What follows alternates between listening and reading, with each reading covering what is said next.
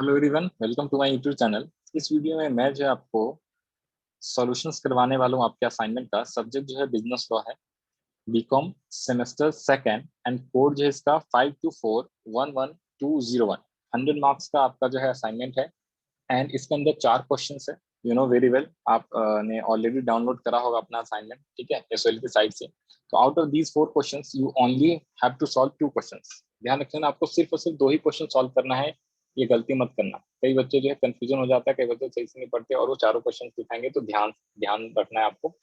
तो कहने का मतलब एक क्वेश्चन जो है 50 मार्क्स का है, ठीक है। मतलब each and every question basically 50 marks का है, तो आपको 2 ही क्वेश्चन करने, 50 + 50 100 मार्क्स का।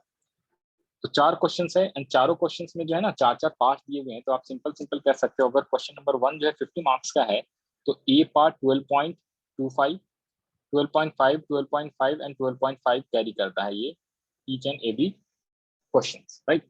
तो इसके अंदर मैं जो है बेसिकली आपको इस वीडियो में चारों क्वेश्चंस के सॉल्यूशंस करवाने वाला हूँ। आप कोई भी 2 क्वेश्चंस का सॉल्यूशंस कर लोगे, दैट विल बी सफिशिएंट। तो सबसे पहला जो क्वेश्चन आपका आता है वो आता है, कौन सा doctrine of caveat emptor does not apply to all contracts of sale of goods, explain the doctrine and give the situations where this doctrine is not applicable। तो इसका आंसर जो आपको यहाँ से कॉपी करके लिखना है। आप वीडियो को पॉज करके लिख सकते हो, या फिर एक और ऑप्शन है। सबसे बेस्ट ऑप्शन वैसे वीडियो को पॉज करके ही लिखना ये है। ये आपका एक पेज में सॉल्यूशन है, ये पूरा का पूरा यहाँ पे ये रहा, ठीक है। इसको मैं जूम इन कर देता हूँ। तो यहाँ से आप जो वीडियो को पॉज करके आसानी से आप अपना आंसर्स कंप्लीट कर सकते हो। तो मैं कह रहा था क्या, या तो आप वीडियो को पॉज कर करके लिखोगे, या फिर दूसरा ऑप्शन आपके पास ये है कि आप जो है मेरे को इंस्टाग्राम पे डीएम करो, ठीक है। तो मैं कोशिश करूंगा, ठीक है, कि आपको इसका पीडीएफ जो है प्रोवाइड करा दूं आप लोगों को, राइट। तो उसके लिए जो इंस्टाग्राम आईडी है ना, डिस्क्रिप्शन में भी दिया हुआ है। और इंस्टा जो आईडी है, मेरा इंस्टा आईडी वो कॉमर्स बैक वेंचर के नाम से, कॉमर्स बैक वेंचर्स। तो आप इस पे जो है डीएम कर सकते हो मेरे को for the purpose of PDF, okay. Now this is the second question. Second question नहीं, question first का B part है, explain the procedure and effects of conversion of partnership into LLP as per LLP Act 2008। तो इसका जो है ना आपको section भी प्रॉपर मेंशन करना है। सेक्शन 55 पार्टनरशिप एक्ट का कहता है कि जब आप पार्टनरशिप फॉर्म को एलएलपी बनाते हो, लिमिटेड लायबिलिटी पार्टनरशिप, ठीक है। तो इसका बेसिकली क्वेश्चन सेक्शन जो है 55 से लेकर 58 है। तो आपको जिसमें सॉल्यूशन लिखना है वो यहाँ से कंप्लीटली लिखना है सॉल्यूशन, ये पूरा कंप्लीट सॉल्यूशन है।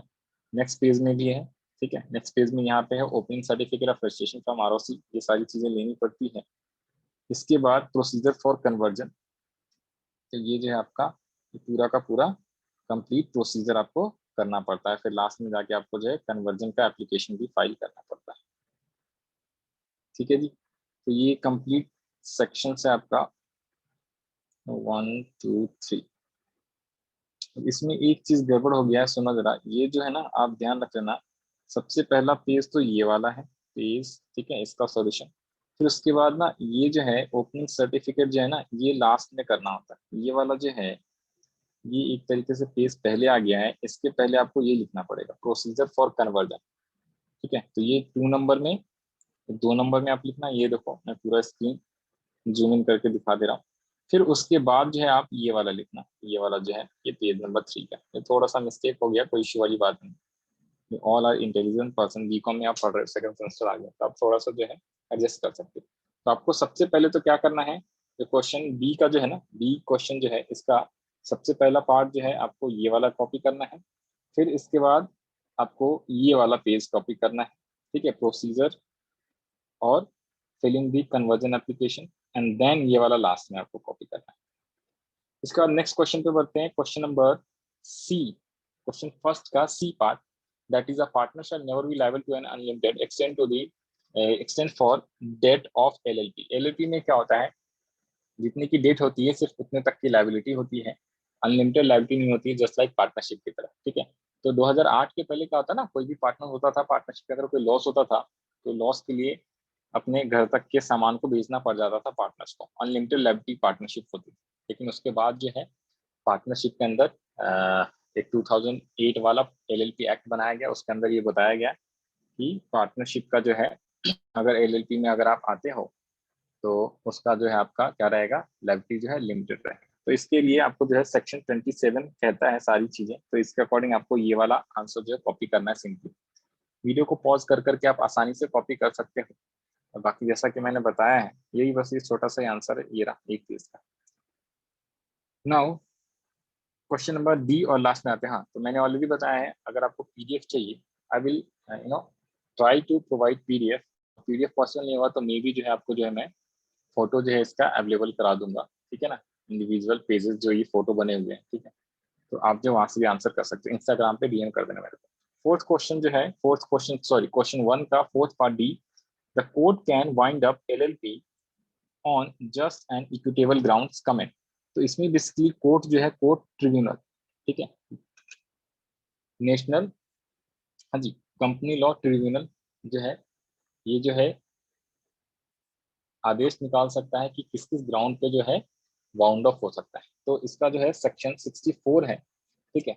इस सेक्शन के अकॉर्डिंग जो है आपको जो इसका आंसर लिखना है कि these are the cases when court says कि भाई बाउंड अप कर दो। Step of compulsory bound up, तो कौन कौन से स्टेप लेने हैं ये रहा।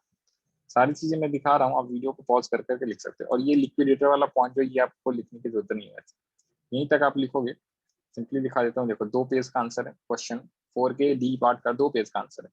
पहला पार्ट ये है, आप यहाँ से यहाँ तक लिख लोगे, फिर उसका सेकंड पेज पे आओगे, ये वाला पोर्शन है, फिर उसके बाद ये वाला पोर्शन यहाँ तक, दैट्स इट। तो यहाँ तक आप लिख लोगे, आंसर कंप्लीट। नाउ क्वेश्चन 2 पे आते हैं। क्वेश्चन 2 जो है, क्वेश्चन 2 का पार्ट ए सबसे पहला क्वेश्चन करा है, what is governance, what is governance. E governance, e governance का मतलब होता है electronic governance. And how does IT act 2000 facilitate e governance. तो इसका आंसर जो आपको यहाँ पे लिखना, ड्राइंग बनाने की जरूरत नहीं है, ठीक है। आपको डायरेक्टली आंसर जो यहाँ से लिख सकते हो। और इवन आप चाहो ना तो इसमें से अगर कोई आप ये कह सकते हो कटिंग वगैरह करना है, कहने का मतलब आपको आंसर अपने शॉर्ट में लिखना है, तो आप इसका शॉर्ट भी कर सकते हो। सीधा सीधा बुक से मैंने जो है इसका फोटो लेके ये आंसर बनाया हुआ है। तो आप चाहो तो इसमें से शॉर्ट लिखना चाहो तो शॉर्ट लिख सकते हो। जिस भी क्वेश्चन का आंसर आपको अगर लगे कि बहुत लॉन्ग हो गया है, तो आप चाहो तो अपना शॉर्ट आंसर बना सकते हो, ठीक है। इसके अंदर 3 पेजों का आंसर है, ये सारी चीजें आपको लिखनी है। जहाँ भी आपको लगेगा कि ये बहुत बड़ा हो गया है, आंसर शॉर्ट में लिखना है, तो आप शॉर्ट शॉर्ट कर सकते हो अपने हिसाब। बाकी कोशिश करो जितना ज्यादा बड़ा आंसर लिखोगे तो आपके मार्क्स जो है अच्छे मिलेंगे, ज्यादा मिलेंगे। नाउ क्वेश्चन 2 का जो बी पार्ट कहता है, what is the mean by digital signature, state the procedure of creation and verification. तो सबसे पहले तो आपको डिजिटल सिग्नेचर का मीनिंग लिखना है, ये रहा डिजिटल सिग्नेचर का मीनिंग, ठीक है, डिजिटल सिग्नेचर का मीनिंग। फिर इसके बाद ये नीचे आ जाओ, इसके बाद और नीचे आते हैं जरा यहाँ पे। फिर ये जो ये डायग्राम दिया हुआ है इसको बनाने की जरूरत नहीं, वैसे बना दोगे आप तो और अच्छा हो जाएगा, ठीक है। बाकी नहीं बनाओगे तो कोई दिक्कत नहीं, ये कटिंग हो गई है कॉपी पेस्ट करने के चक्कर में, कोई बात नहीं, हटा दो। ये पब्लिक की होता है, ये जो है ना, एक होता है प्राइवेट की, ये signature, this is called public की, पब्लिक की है, एंड देन मैसेज, ठीक है। तो ये रहा, यहाँ पे सब चीज लिखा हुआ है, ईच एंड एवरीथिंग प्राइवेट की है। फिर इसके बाद यहाँ पे लिखा होगा की पेयर, प्राइवेट की, पब्लिक की, तो पब्लिक की था। इसका आंसर जो है यहाँ से यहाँ तक है, ठीक है जी। और जूम कर देता हूँ, ये बस कंप्लीट हो गया। नाउ क्वेश्चन 2 का जो सी पार्ट है उसका सॉल्यूशन यहाँ से स्टार्ट होता है। सबसे पहला है हैश फंक्शन, क्या होता है, computer network and computer virus. तो ये बेसिकली गूगल से इसका आंसर जो है लिया हुआ है, ठीक है मैंने। तो आप भी जो है गूगल पे सर्च करके लिख सकते हो, बट ये आंसर जो मेरे को बढ़िया लगा वो मैंने लिख दिया। वैसे मैं आईटी फील्ड का नहीं हूँ, बट स्टिल मैंने आपके लिए जो ये कोशिश किया है आंसर्स फ्रेम करने का। तो आप इसके अंदर आप अपने हिसाब से भी आप चेक कर लेना। ये कंप्यूटर नेटवर्किंग होती है इस टाइप से, और कैसे भी टाइप, जो भी आप ऑफिस वगैरह में जाते हो ना, तो जो भी कंप्यूटर 1 2 4 10 कंप्यूटर एक दूसरे से जुड़ा रहता है, that is called computer networking. Now this is the solution of question number 2 का डी पार्ट। 2 का डी पार्ट कहता है what are the duties of subscriber under IT act. सबसे ये आसान क्वेश्चन है, कोई मुश्किल वाली बात नहीं। इसके अंदर भी आप जितना चाहो शॉर्ट कर सकते हो, या पूरा का पूरा ये कॉपी पेस्ट करना चाहते हो तो कॉपी पेस्ट कर देना, कोई दिक्कत वाली बात नहीं। हैंड राइटिंग अच्छी होनी चाहिए, तभी आपका मार्क्स जो है अच्छा मिलेगा, ये ध्यान रखना। आपका हैंड राइटिंग अच्छी होनी चाहिए, साथ साथ में आप ज्यादा से ज्यादा पेज, जितना ज्यादा पेज लिखोगे उतना अच्छा आपको मार्क्स मिलेगा। और असाइनमेंट के मार्क्स जो है ना 80 90 90% तक आते हैं, मतलब 99 आउट ऑफ 10 पॉइंट 9 पॉइंट में भी सबके जो है मार्क्स आए हुए हैं, पिछले साल भी आए थे। जिन लोगों ने मेरा आंसर कॉपी करा था, बहुत लोग आए थे, आप चाहो तो मैच करा लेना। और आप में से कई लोग ऐसे हैं फर्स्ट सेमेस्टर वाले जिन लोगों ने भी फर्स्ट सेमेस्टर का भी आंसर कॉपी करा था, तो अच्छे मार्क्स आए होंगे। तो यहाँ तक जो हो गया क्वेश्चन 1 और 2 का सॉल्यूशन करा दिया मैंने। Now question number 3। Question number 3 का फर्स्ट पार्ट कहता है N agreement without consideration is void. तो मोस्टली बच्चे जो है ये क्वेश्चंस कर रहे होंगे अटेम्प्ट, बिकॉज कॉन्ट्रैक्ट एक्ट जो है मोस्टली बच्चे अच्छे से समझ लेते हैं, अच्छे से पढ़ लेते हैं, और ये कॉन्ट्रैक्ट एक्ट जो होता है बड़ा आसान सा होता है। तो आप भी जो है क्वेश्चन थर्ड को अटेम्प्ट करके जाओ, अच्छा रहेगा, ठीक है। तो an agreement without consideration is void, absolutely correct है।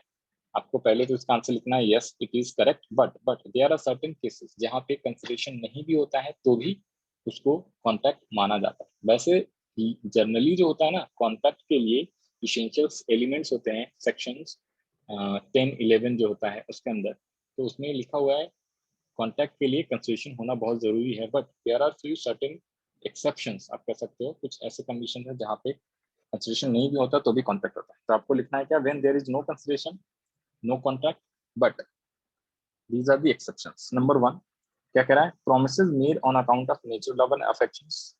नंबर 1 ये सारे आपको कॉपी करना है। नंबर 2 है promises to compensate for voluntary services। तो आपको सीधा सीधा कॉपी कर लेना है वैसे तो, बाकी मैं कोशिश कर रहा हूँ थोड़ा थोड़ा समझा दो, एक्सप्लेन कर दो, तब आसानी हो जाएगा। Third, fourth, five, these are the situations. तो ये आपको सारे पॉइंट्स पॉइंट जरूर लिखने हैं, चाहे इसको पॉइंट्स के अंदर छोटा बनाओ या बड़ा, ये सारे पॉइंट्स आपको कवर करना है। Now moving to question number third का बी पार्ट। ये क्वेश्चन थर्ड का बी पार्ट है। थर्ड का B part, distinguish between void and voidable contract, and second जो है void agreement and illegal agreement. इस बी पार्ट में दो है, दोनों का आपको डिफरेंस लिखना है। तो यहाँ पे मैंने पार्ट ई का डिफरेंस बताया है, comparison of wide agreement and voidable contract के बीच का डिफरेंस। फिर इसके बाद जो टेबल वाइज लिखोगे तो ज्यादा बेटर रहेगा आंसर।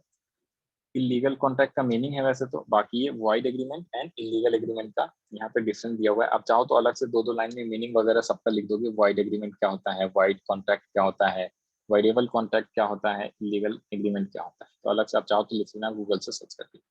नाउ क्वेश्चन नंबर 3 का सी पार्ट। क्वेश्चन नंबर 3 का सी पार्ट क्या कहता है, agreement in restraint of trade are void, critically examine this statement. तो agreement in restraint of trade जो है section 27 of contract act, Indian contract act 1872 के अंदर लिखा हुआ है सारी चीजें। तो आप यहाँ से आसानी से इस क्वेश्चन का सॉल्यूशन लिख सकते हो।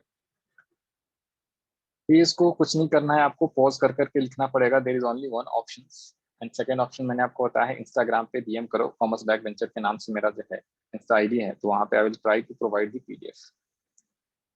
ओके, तो ये सारे टर्म्स लिखने हैं, कॉन्ट्रैक्ट ऑफ सर्विसेज वहां तक लिखना है। नाउ क्वेश्चन नंबर 3 का जो डी पार्ट है वो कहता है, a minor fraudulently represents to a money lender that he was a full age and obtained a loan of rupees 10,000.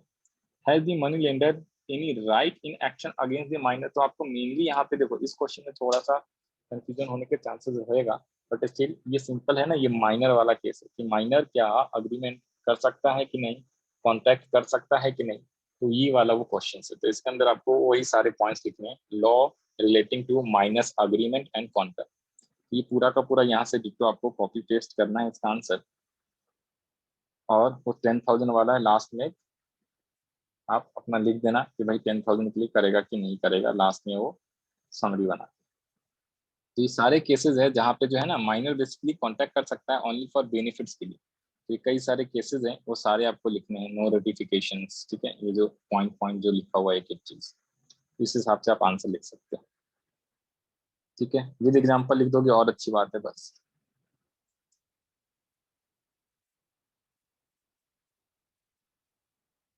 Okay, तो ये सारे आप आंसर्स कॉपी पेस्ट करना चाहिए। नाउ क्वेश्चन 4 स्टार्ट हो जाता है, लास्ट क्वेश्चन, ठीक है, इसके बाद आपका असाइनमेंट कंप्लीट हो जाएगा। तो क्वेश्चन 4 का जो ये पार्ट है, first part, difference between contract of indemnity and contract of guarantee. तो इसमें आपको यहाँ से ये कॉपी कर देना है, टेबल वाइज आपका कंपैरिजन लिखना है। फिर इसके बाद जो आपको नीचे में भी कुछ पेजेस हैं, नीचे में भी कुछ लाइन्स हैं, ये भी आप लिख दोगे तो अच्छी बात है। ठीक है, वैसे तो 6 पॉइंट कंपेरिजन है, बट ये भी आप लिख देना, काइंड्स ऑफ गारंटी ये क्या होता है थोड़ा बहुत। नाउ क्वेश्चन नंबर 4 का बी पार्ट जो है, define bailment and also duties of baler. तो बेलमेंट का यहाँ पे आपको पूरा डेफिनेशन लिखना है, ठीक है। फिर इसके बाद आपको जो है क्या करना है, इसेंशियल्स कैरेक्टरिस्टिक्स बता देना है, एंड देन यहाँ पे जो है ड्यूटीज ऑफ बेलर है, बेलर की ये सारी ड्यूटीज होती हैं, सेक्शन 150 बताता है। विद एग्जाम्पल, ये सारे एग्जाम्पल सारी चीजें लिख देना आप, तो अच्छा आंसर माना जाएगा और फिर आपके अच्छे मार्क्स आएंगे। इसके बाद क्वेश्चन 4 का C part explain the various implied conditions in a contract of sale. इसका सेक्शन जो है 14 to 70 होता है, सेक्शन जरूर कोट करके जाना आप, ठीक है, और सारी चीजें लिखी हुई है तो आपके अच्छे नंबर आएंगे। फिर ये रहा, और इसके बाद जो है लास्ट क्वेश्चन है क्वेश्चन डी, 4 का D, explain the rights of unpaired seller against goods. जो अनपेड सेलर होता है, ये सेल्स ऑफ गुड्स एक्ट का क्वेश्चन है बेसिकली। तो अनपेड सेलर्स के कौन कौन से राइट्स होते हैं वो लिखने हैं आपको, तो यहाँ पे सारे दिए हैं। Sellers being section 47, analysis of section 47, 8, 9। इसके अंदर भी आप अगर चाहो तो शॉर्ट कर सकते हो अपना आंसर, ठीक है, ये बहुत बड़ा आंसर मैंने बना दिया है, पॉइंट्स तो सारे लिखने। Right to stop in the transit, उसके पास राइट रहता है ट्रांजिट के केस में, वो स्टॉप कर सकता है गुड्स को जब ट्रांजिट हो रहा होता है, तो क्योंकि अनपेड सेलर है। ये सारी चीजें कैसे कैसे स्टॉप करेगा, ठीक है, ये सारे आपको जो है कंप्लीट जो है कॉपी कर लेना। बस यही था answer, solutions of question number 4 का डी पार्ट, राइट। तो thank you for watching this video to all of you. I hope इस सेट को काफी हेल्प मिला होगा आपके आंसर सॉल्यूशंस लिखने में। और अगर आपको और भी जो असाइनमेंट्स आएंगे ना, उसका सभी सब्जेक्ट्स के, सभी सब्जेक्ट के तो नहीं, आप एक दो सब्जेक्ट जैसे हिंदी इंग्लिश छोड़ के बाकी मोस्टली सब्जेक्ट जो इतने भी हैं उसके असाइनमेंट जो है मैं अपलोड करूंगा, ठीक है, जैसे जैसे आता है असाइनमेंट। और जैसे जैसे असाइनमेंट आएगा आप मेरे को मैसेज करते रहना, ठीक है, तो मैं आपका सॉल्यूशन जो है अपलोड करता रहूंगा। तो उसके लिए आप जो है ना मेरे चैनल को जो है आप सब्सक्राइब करके और क्या कर लो, बेल आइकन दबा लो ताकि नोटिफिकेशन मिलेगा। बाद में आप चाहो तो अनसब्सक्राइब कर देना, कोई दिक्कत वाली बात नहीं। Okay, and all the best to all of you. Thank you, bye bye. हम लोग मिलते हैं फिर नेक्स्ट असाइनमेंट।